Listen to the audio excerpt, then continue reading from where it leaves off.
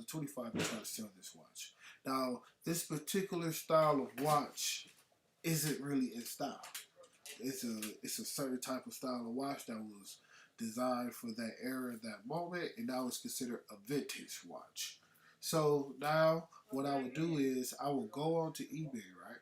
Because even if you go into Google search and you put in that serial number of that watch and you try to get a value of what the watch is going for, when you go onto eBay and you try to sell it, you can do your research on it. It will let you know when was the last time this type of watch or a watch that was in the similar or relevancy of this watch was sold, and also what is the average selling price. And you can go look down a line of every watch sold in this particular category or style or make or model.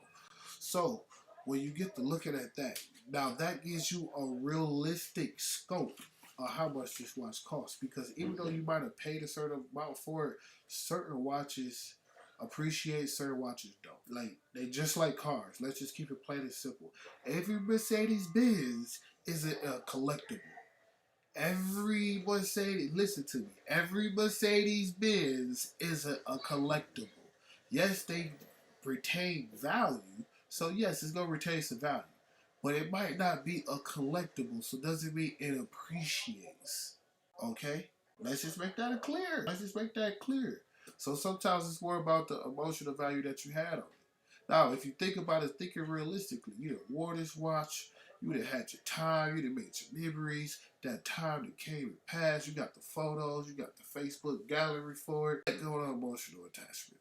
And be realistic. Because right now, if you think about it, you done wore this watch, it's 20 years that passed, and you can still, for a $500 watch, you can still get $300 to $375 or $385 for the watch. I say one. And that is a value, and that is also the realistic scope that you also got to keep in mind. Because this could be your reality, for real. And the numbers might not even look that close. It could be something less than that. And some people will accept that, but some people don't. And like I say, I'm talking to those who are looking to sell their watch. They try to find a place, boom, they find a place to sell it, but they have an unrealistic, and they don't know it yet, an unrealistic view or unrealistic expectation on what the watch should be sold for. And they feel like, yeah, you could probably find somebody that'll probably buy it. They probably value it the same way you do. It brings back the nostalgia. They willing to pay whatever price for it that they have. I mean, as long as it meets their budget, they willing to pay. But that means you got to sell the watch. And some people's okay with it. They're okay with it. Like, shit, I done held on to the watch for 20 years. I can hold on to it for another year. Some people like, shit, man, the watch holding up space. I need to do something with it. I'm tired of looking at it. I don't wear it. I'm not going to wear it.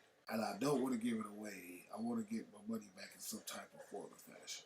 But I don't want to sell it for just anything. So let me go see what it's going for. Go on eBay. Research.